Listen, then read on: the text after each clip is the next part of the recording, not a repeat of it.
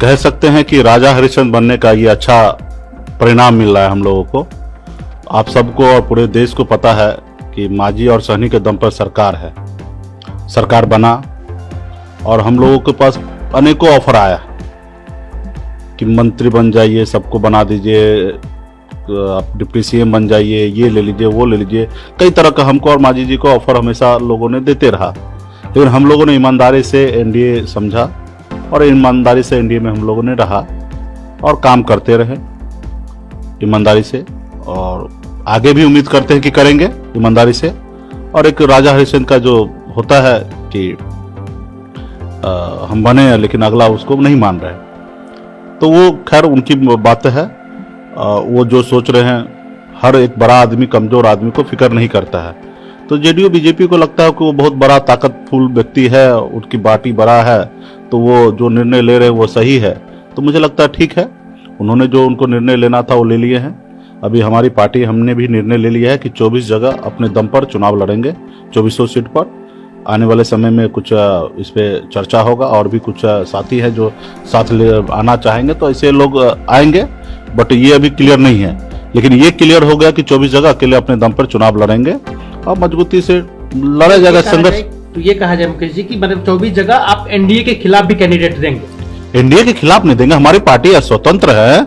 गठबंधन तो वहां होता है कि भाई कुछ जगह आप हमको मदद कीजिए, कुछ जगह हम आपको मदद करते हैं। गठबंधन नहीं है तो सब पार्टी स्वतंत्र है। जैसे आज उत्तर प्रदेश में भी हम स्वतंत्र है, जेडीयू भी उत्तर प्रदेश में स्वतंत्र है, वहां पे बीजेपी से गठबंधन हुआ लड़ रहा है। और हमारी तो लड़ाई है कि निषाद को आरक्षण दिलाना है, इसके लिए एक प्लेटफॉर्म बनाना है।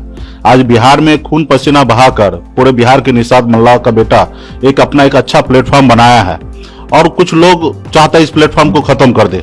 हमारी मांग क्या है? हम सिर्फ आरक्षण ही तो मांग रहे हैं, और क्या मांग रहे हैं? जो आरक्षण हमारे बंगाल में निषाद को मिल रहा है, दिल्ली में आरक्षण मिल रहा है, लेकिन बिहार में या उत्तर प्रदेश झारखंड में नहीं मिल रहा है। हम चाह रहे हैं कि वही आरक्षण लागू कर दिया जाए। अब उसको लेके लोगों को लगता है कि मुकेश सहनी को मिट्टी में मिला देंगे, मुकेश सहनी को बर्बाद कर देंगे, तो उनको जो सोचना वो सोचे। हम तो गरीब का बेटा है, संघर्ष करना सीखे हैं, जानते हैं और संघर्ष करते रहेंगे। बीजेपी ने कल कहा, बड़े नेता हैं भूपेंद्र यादव जी, कि हम सबको विश्वास में रखेंगे। विश्वास में लिया गया आप लोगों को? देखिए, बड़ा नेता है, विद्वान आदमी है, विश्वास में कब लिया जाता है? काम करने से पहले लिया जाता है। काम करने के बाद विश्वास में क्या लीजिएगा? आपने तीर छोड़ दिया है, अब छोड़ दिए तो किसके सीने में लगना है, किसके पीठ में लगना है वो लगने दीजिए। आपको क्या फिक्र गिरता? आपको काहे के लिए विश्वास में लेना? आप तो डिसीजन ले लिए हैं। तो विश्वास में तो तब लिया जाता है कि जब काम करने से पहले। हम तो सुनते आ रहे हैं कि हिटलर हुआ करते थे, वो हिटलर एक बार में डिसीजन ले लेता था, उसी को सबको मानना पड़ता था। तो ये तो बात वही हो गया हिटलर शाही वाला कि आपने डिसीजन ले लिया, हम जो करेंगे वही करेंगे। तो खैर आप कीजिए, आपका मर्जी है, बट अभी वो हिटलर मानने के लिए हम लोग तैयार नहीं है किसी को। आप अपने आप में अगर बड़ा है तो हम भी अपने आप में बड़ा है कि मेरे पास भी, मुझे पता है कि निषाद समाज का बिहार में 13-14% संख्या है और उसके खून पसीना से ये पार्टी बना है। किसी में ये नहीं है कि इस पार्टी को खत्म कर देगा। कोशिश करने के लिए तो आप स्वतंत्र है, कोई भी कोशिश करे, लेकिन पार्टी खत्म करने लायक नहीं है। पार्टी आने वाले समय में देखिएगा 2024 में कितनी बड़ी पार्टी बनेगा। यूपी, बिहार, झारखंड तीनों राज्य में 150 लोकसभा सीट का तैयारी करेंगे हम। आने वाले समय में 24 में बीजेपी पार्टी का 15-20 सांसद अब जीत के दिल्ली पहुंचेगा और अपने दम पर दिल्ली में सरकार बनाएंगे, जैसे बिहार में बनाए, और दिल्ली में जिसको सरकार बनेगा उसको निषाद समाज का आरक्षण लागू होगा। इसकी लड़ाई हम लोग लड़ रहे हैं। तो आपको याद है कि जब आप आरजेडी गठबंधन तोड़े थे तो आपने कहा था कि हमारे पीठ में छुरा भोंका गया है।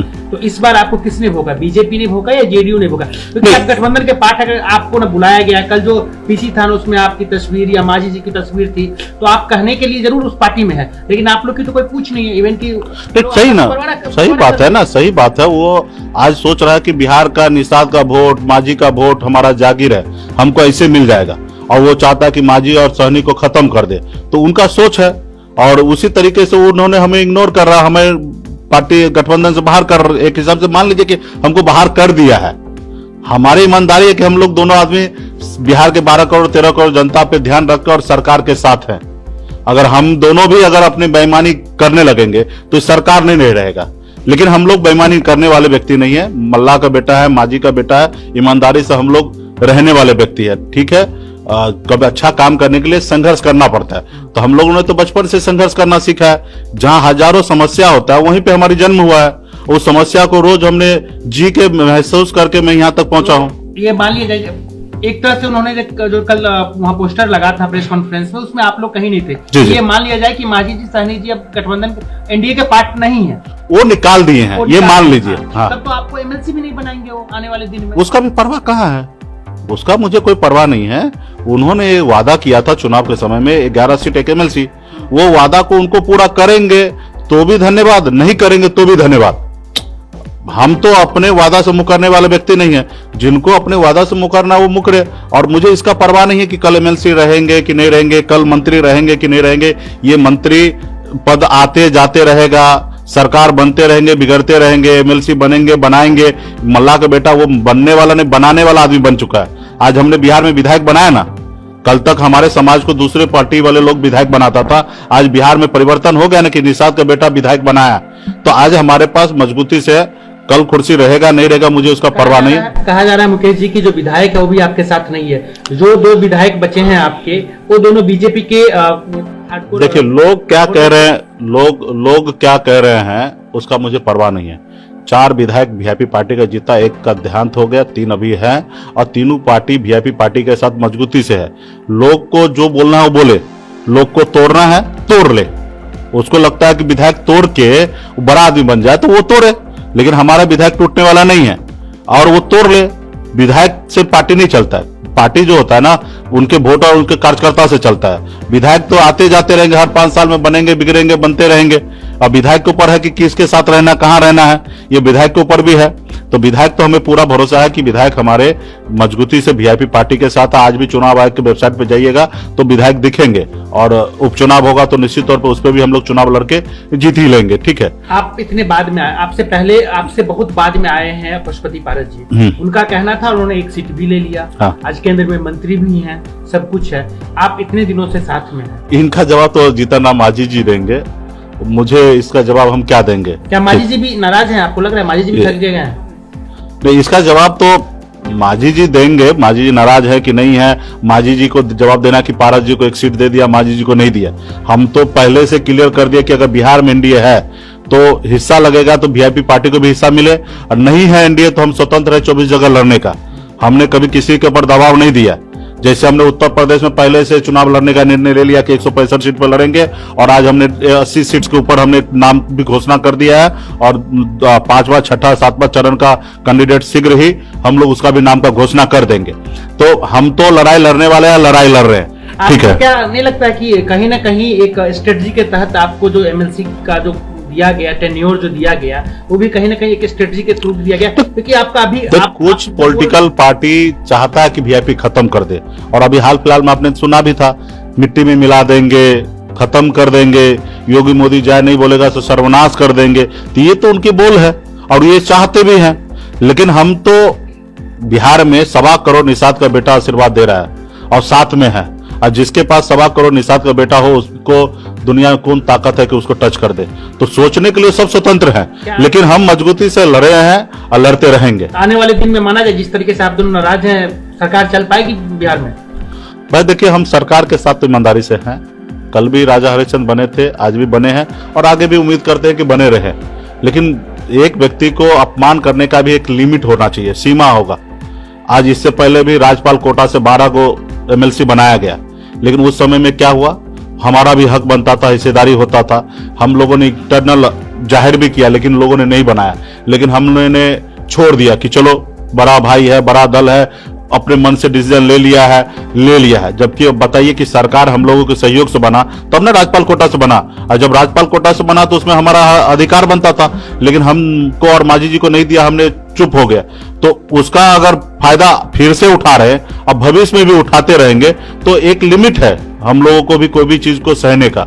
अब लिमिट से बाहर होगा तो फिर तो नहीं होगा। अब मुझे तो पूरा पता है कि जब अभी हमसे गठबंधन नहीं कर रहा है तो हम तो आने वाले समय में 2024 के लिए 40 लोकसभा सीट पर अकेले तैयारी कर रहे हैं। जब आज नहीं हम लोगों को साथ रख रहा है तो 24 में कैसे साथ रखेगा? तो हम तो 24 के लिए तैयारी कर रहे हैं। अभी मांझी जी को देखना है कि वो 24 के लिए तैयारी करेंगे कि नहीं करेंगे। मांझी जी को है, अभी 24 जगह पे चुनाव लड़ने का टाइम है, मांझी जी को डिसीजन लेना है। कहा जा रहा है कि एनडीए में आपके और मांझी जी के जाने से कोई फर्क नहीं पड़ेगा सरकार के सेहत पे, शायद इसी वजह से खास के आपके जाने से कोई फर्क नहीं पड़ेगा। ठीक है, फर्क ना पड़े वो सोचे। हम लोग संघर्ष करने वाले हैं और एक न एक दिन संघर्ष करेंगे और वो जगह पे पहुंच जाएंगे जिस रोज उन लोगों को फिक्र गिरना पड़ेगा। बिहार में 16 साल से पीछे घूम रहा है ना, 16 साल से तो आखिर बैसाखी पीछे ही पीछे घूम रहा है ना, उनको आने वाले समय 32 साल तक पीछे घुमाएंगे। एक अंतिम सवाल, आपको अगर पूछा जाए तो आप एनडीए के पार्ट हैं, किसने आप पार्ट थे अभी हटा दिया गया। अच्छा, ऐसे बोल दीजिए ना, एनडीए से आपको हटा दिया गया। हाँ। आपको किसने ठगा? अगर एनडीए की बात की जाए तो बीजेपी ने ठगने वाली बात नहीं होता। देखिए राजनीति में क्या होता है, कुछ लोग सक्षम अगर हैं तो अकेले लड़ेंगे ना, क्यों पार्टनर करेंगे।